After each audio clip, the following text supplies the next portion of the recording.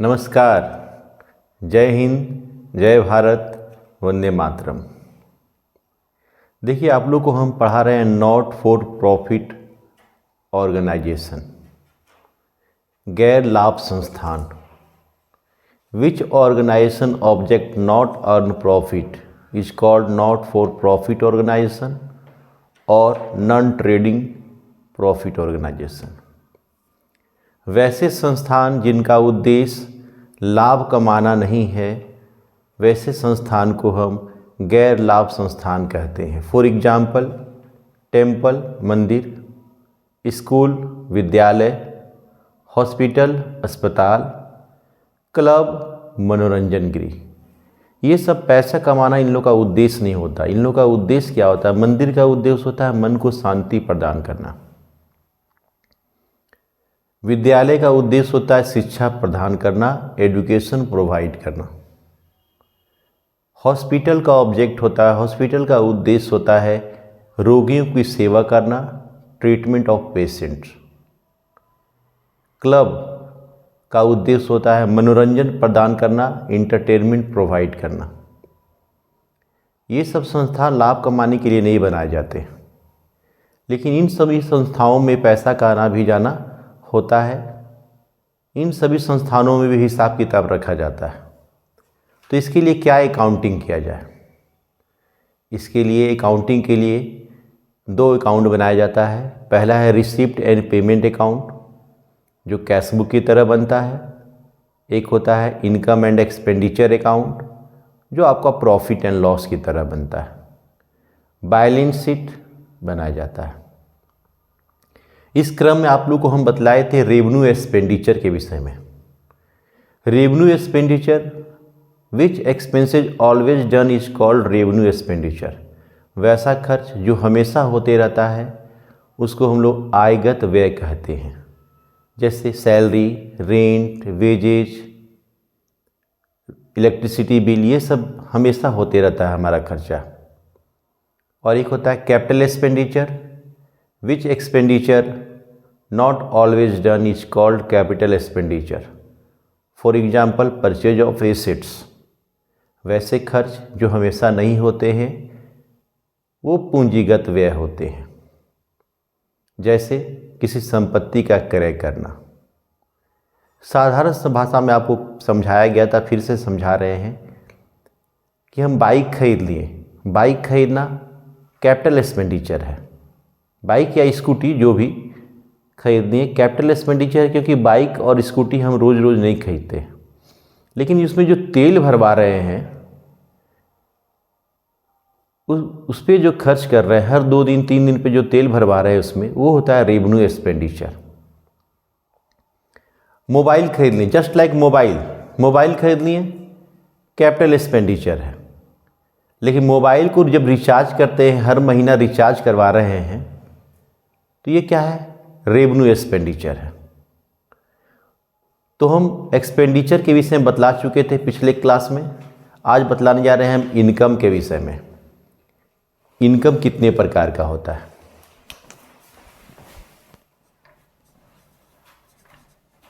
Income, इसको हिंदी में हम लोग बोलते हैं आय। 2 टाइप्स ऑफ इनकम। इनकम भी 2 तरह का होता है। एक होता है रेवेन्यू इनकम, रेवेन्यू इनकम, आयगत आय। और एक होता है कैपिटल इनकम, पूंजीगत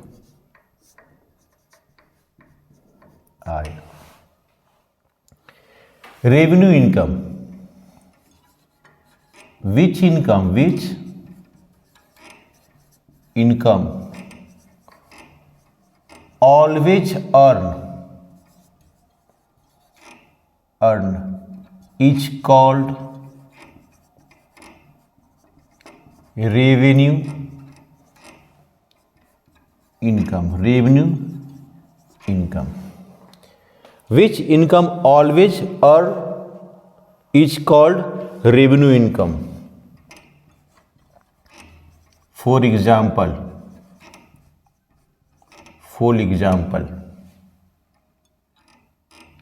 पहले हिंदी में बता देते हैं। वैसे आय जो हमेशा कमाए जाते हैं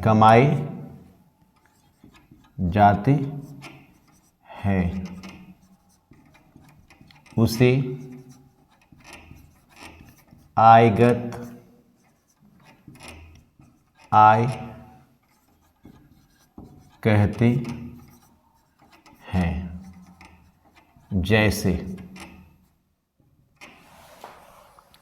जैसे हम अपना मकान को किराए पे लगाए हैं तो रेंट रिसीव्ड, हर महीना किराया प्राप्त होगा हमको। बैंक में पैसा जमा किए हैं तो इंटरेस्ट रिसीव्ड, हमेशा हमको इंटरेस्ट मिलेगा। मान लीजिए ट्यूशन पढ़ा रहे हैं तो ट्यूशन फी हमेशा हमको मिलेगा।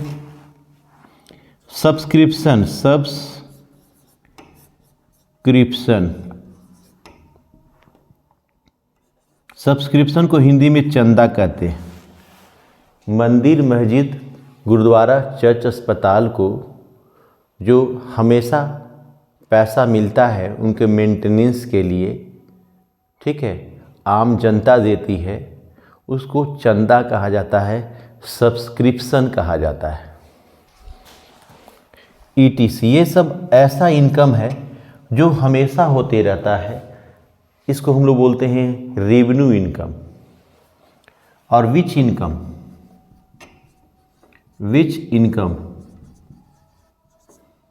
इनकम नॉट ऑलवेज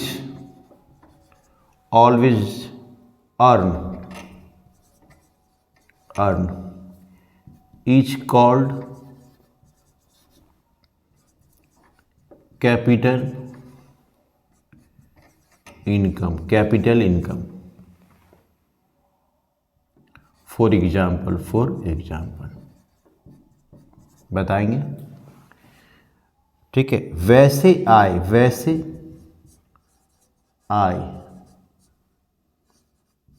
जो हमेशा नहीं होते उसे पूंजीगत आय कहते हैं। जैसे लाइफ मेंबरशिप फी, आजीवन सदस्यता शुल्क। लाइफ मेंबरशिप फी, आजीवन सदस्यता शुल्क। जैसे मान लिया जाए आपको हम बोले कि आपको लाइफ टाइम हम कॉमर्स पढ़ाएंगे, इसके लिए आप हमको 1 लाख रुपीज़ दे दीजिए, तो आप तो एक ही बार ना दिए हमको पैसा, बार बार तो होने वाला इनकम नहीं है, तो ये मेरा कैपिटल इनकम होगा। दूसरा, डोनेशन रिसीव्ड फ्रॉम PM/CM, प्रधानमंत्री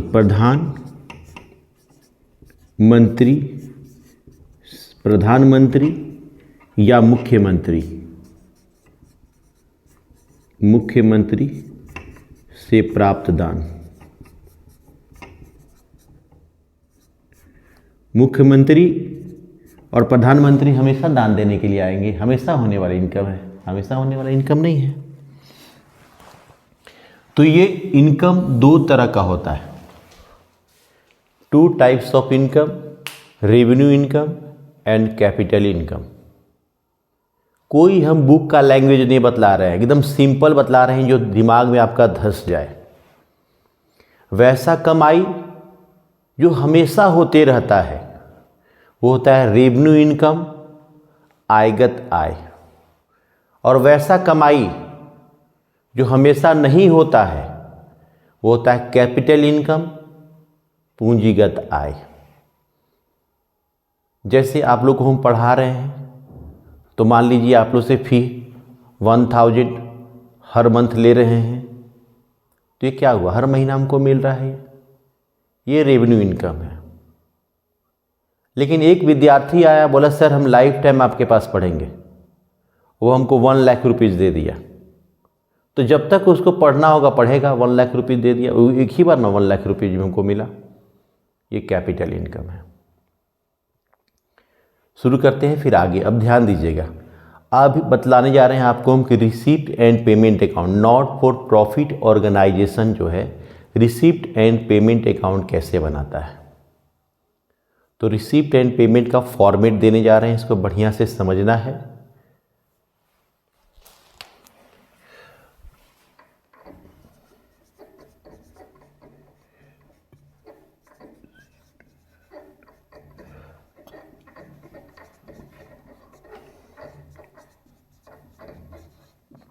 receipt and payment account for the year ending हमेशा लगभग साल के अंत में बनता है, 31 मार्च 2022, मान लीजिए 22 है।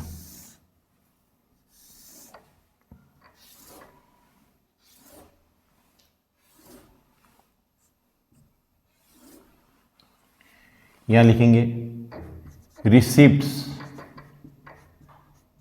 यहां लिखा जाता है अमाउंट रुपीज, यहां पेमेंट, यहां अमाउंट रुपीज, CR DR। देखिए सॉरी CR DR इसमें नहीं लिखा जाता, याद रखिएगा, हमेशा लिख के यहाँ काट दिए हैं, इस समझ जाइएगा कि कभी भी डेबिट और क्रेडिट इसमें नहीं लिखा जाता, इसमें रिसिप्ट साइट होता है एंड पेमेंट साइट होता है। अब आइए, सबसे पहले से अगर मंदिर, मस्जिद, गुरुद्वारा, चर्च, अस्पताल के पास पहले से अगर कुछ पैसा है तो लिखेंगे टू बैलेंस BD, ठीक है।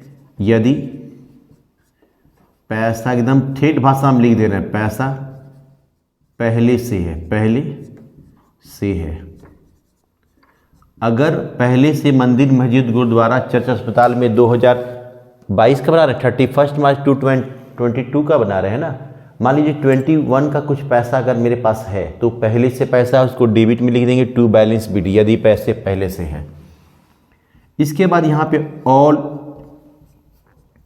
इनकम लिखते हैं, ऑल इनकम मतलब दोनों इनकम लिखेंगे। अभी तुरंत बतलाए थे हम, अभी इनकम 2 टाइप्स ऑफ इनकम होता है, रेवेन्यू इनकम और कैपिटल इनकम, तो दोनों इनकम इसमें लिखा जाएगा। ऑल इनकम मतलब रेवेन्यू इनकम भी लिखना है और कैपिटल इनकम भी लिखना है, दोनों इनकम इधर लिखना है, चाहे वो किसी भी साल से रिलेटेड हो, चाहे वो पास्ट ईयर 2021 का कमाई हो, चाहे करेंट ईयर 2022 का कमाई हो, चाहे वो फ्यूचर ईयर 2023 का कमाई हो, पास्ट, प्रेजेंट, फ्यूचर तीनों का कमाई को इसमें लिखा जाएगा। सबसे पहले ऑल इनकम लिखना है, दोनों इनकम लिखना है, चाहे वो किसी भी साल से रिलेटेड हो, चाहे 21 का कमाई हमको मिल रहा हो, चाहे 22 का कमाई मिल रहा हो या 2023 का कमाई मिल रहा हो, सारा इनकम को यहाँ पे लिखा जाएगा। तो जो भी होगा यहाँ पे लिख देंगे। इधर लिखा जाता है बाई ऑल एक्सपेंडिचर, ऑल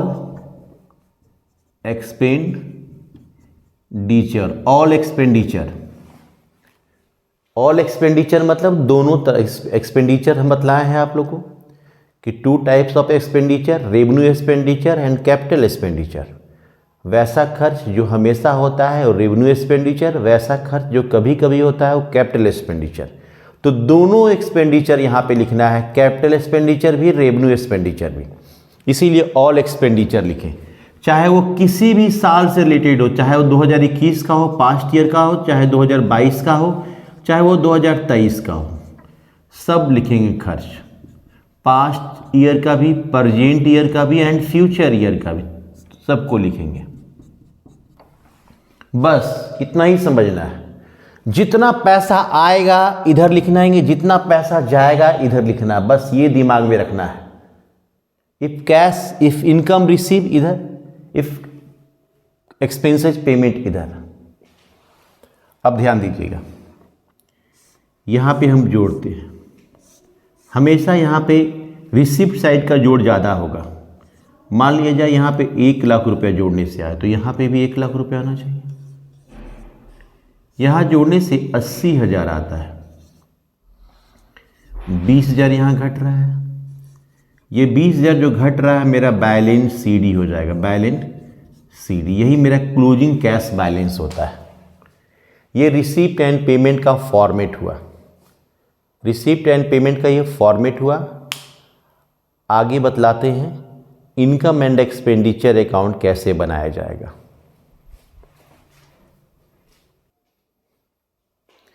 देखिए, रिसिप्ट एंड पेमेंट का फॉर्मेट दे दिए हैं आप लोग को, बतलाते हैं इनकम एंड एक्सपेंडिचर अकाउंट कैसे बनाया जाता है, उसका फॉर्मेट बतलाने जा रहे हैं। ध्यान से समझना है, ध्यान से समझिएगा तो समझ में आएगा, नहीं ध्यान से देखिएगा तो ठीक से समझ में नहीं आएगा। और वीडियो को पूरा देखना होगा शुरू से अंत तक। पढ़ाई करना है तो बढ़िया से देखना है और समझना है। चलिए, इनकम एंड एक्सपेंडिचर अकाउंट बताते हैं आपको। इनकम एंड एक्सपेंडिचर अकाउंट कैसे बनाया जाता है, एक्सपेंडिचर अकाउंट का फॉर्मेट बता रहे हैं। Income and expenditure account for the year ending 31 मार्च 2022 है तो 2022 लिख रहे हैं।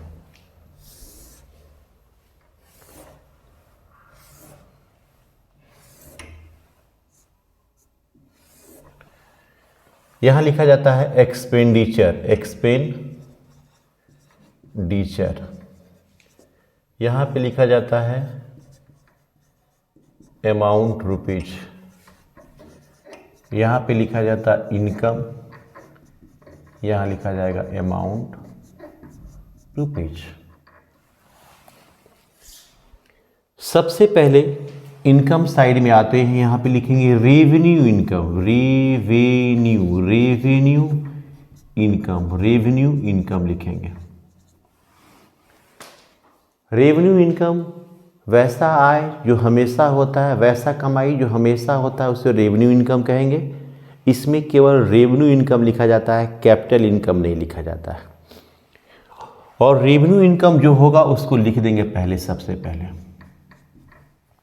कुछ शॉर्ट फॉर्म बतला रहे हैं, ध्यान दीजिएगा। PY मतलब होता है प्रीवियस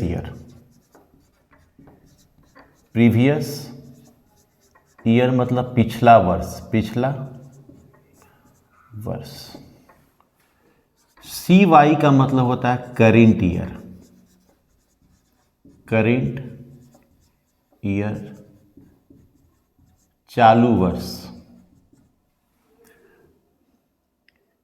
OS मतलब होता है आउटस्टैंडिंग को हिंदी में अदत्त मतलब बकाया या बाकी भी बोला जाता है।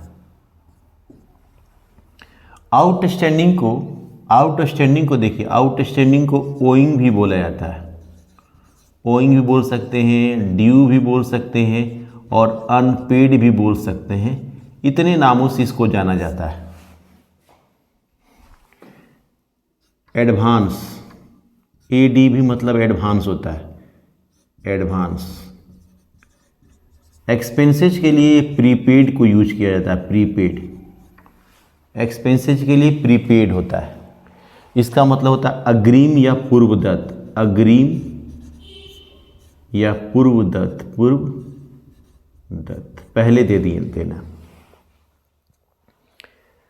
देखिए ध्यान दीजिएगा, रेवेन्यू इनकम लिख देंगे और ऐसा रूल है, सुनिए ध्यान दीजिएगा, आपको बताना चाहेंगे। प्रीवियस ईयर इधर होता है, करेंट ईयर इधर, मान लो 2021 इधर होगा, 2022, ये मेरा 21 जो होता है प्रीवियस ईयर होता है, 22 वाला जो होता है वो करेंट ईयर होता है। तो अगर आउटस्टैंडिंग है पिछले साल का तो रूल है आउटस्टैंडिंग घटाया जाता है, आउटस्टैंडिंग पिछले साल का घटाया जाता है।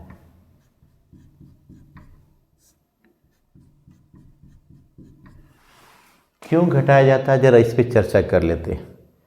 आउटस्टैंडिंग पिछले साल का क्यों घटाया जाता है। मान लिया जाए किसी स्टूडेंट का पिछले साल का फ़ी बकाया था 1000 और वो 2024 में हमको 1000 फ़ी दे रहा है, तो पहले पिछले साल का ना क्लियर करेगा वो, उसके बाद ना इस साल का देगा।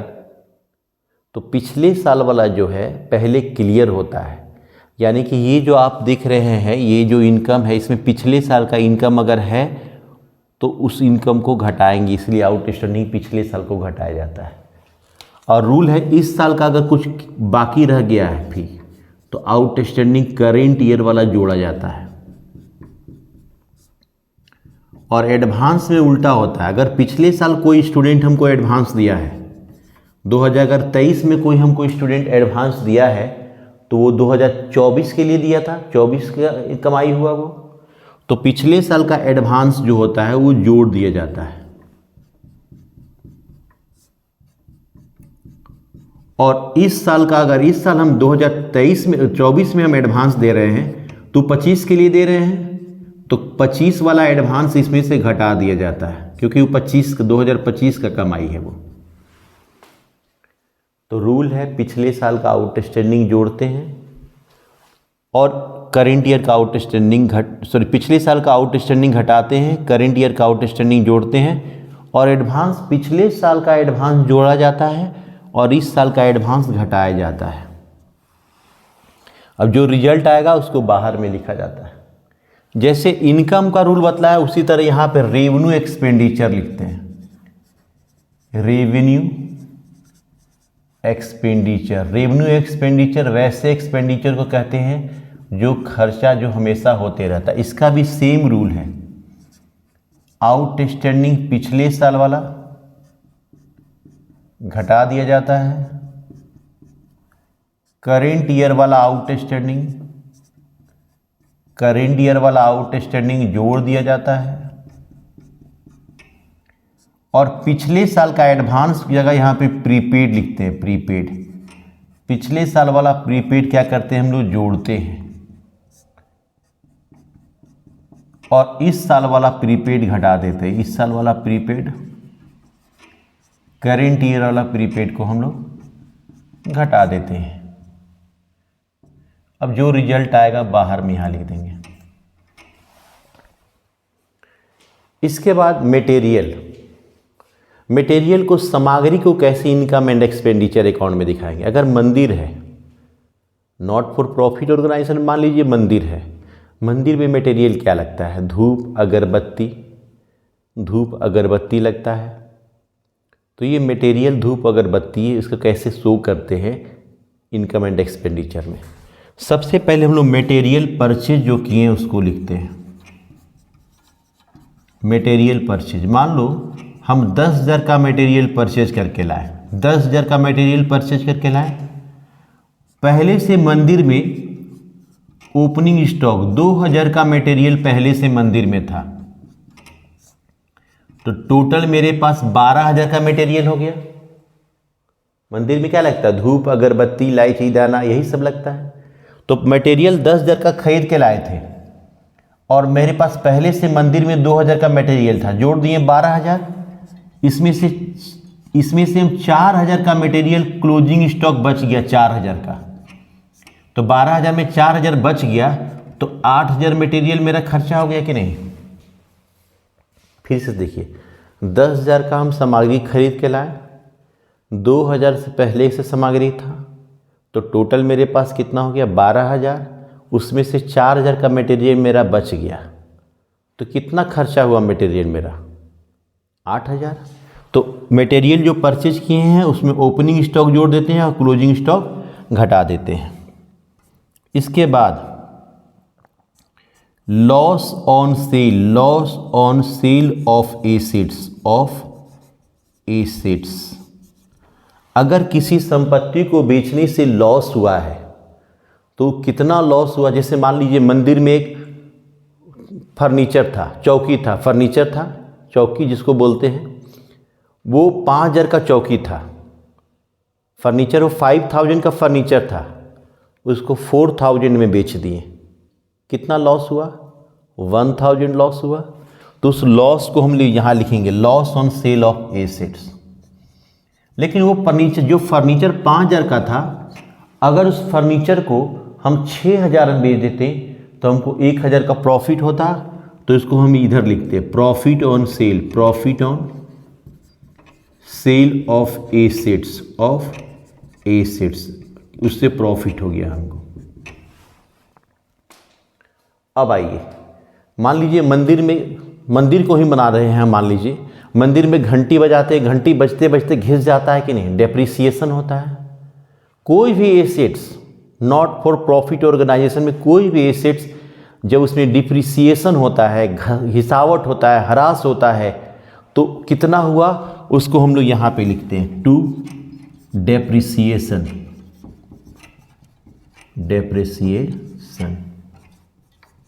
बस मोटा मोटी इतना ही जरूरी है, जितना जरूरी है उतना जानना है।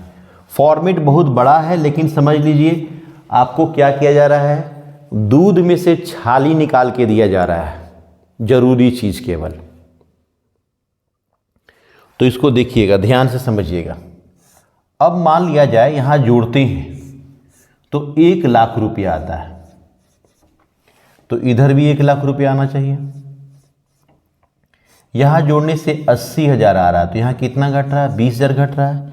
ये 20,000 मेरा क्या हो गया सरप्लस मतलब हम लोग के पास पैसा ज़्यादा है, मतलब हम लोग के पास पैसा बचा हुआ ज़्यादा है। समझ में आया कि नहीं। लेकिन मान लीजिए इधर जोड़ने से 1,00,000 आए और 80,000 इधर जोड़ने से आए, तो यहाँ 20,000 बचा हुआ है। तो ये जो 20,000 जो बचा हुआ है वो मेरा होता है डिफिसिट का मतलब होता है कमी, डिफिसिट का मतलब होता है कमी, सरप्लस का मतलब होता है आधिक्य मतलब अधिक है। देखिए सरप्लस को अन्य नामों से भी जाना जाता है, एक्सेस इनकम ओवर एक्सपेंडिचर, बड़ा नाम ये है इसका, मतलब एक्सपेंडिचर से ज़्यादा इनकम है। डिफिसिट यानी कमी को एक्सेस एक्सपेंडिचर ओवर इनकम के नाम से जाना जाता है। ये इनकम एंड एक्सपेंडिचर अकाउंट का फॉर्मेट हुआ। अगर आप ये फॉर्मेट समझ गए तो आगे का क्वेश्चन एकदम हलवा है, कॉमर्स कुछ नहीं है, केवल समझना है। एकदम बढ़िया से अगर समझ में आ जाए तो इतना मज़ा आएगा पढ़ने में, ये चैप्टर बहुत मज़ा आएगा पढ़ने में, बहुत इंटरेस्टेड चैप्टर है। लेकिन इसके लिए थोड़ा सा आपको मेहनत करना पड़ेगा, बिना मेहनत का तो कुछ नहीं होता है। इसलिए थोड़ा सा पढ़िए, वीडियो देखिए और मेरा भी सहयोग कीजिए, हमारे चैनल को सब्सक्राइब कीजिए और अपने दोस्त अपने मित्र से ये शेयर कीजिए, तभी मेरा भी विकास होगा। और जाते जाते अनजाने लोगों में कोई साथी तो मिलेगा, कोई तो होगा जो हमको समझेगा। मिलते हैं अगले लेक्चर में।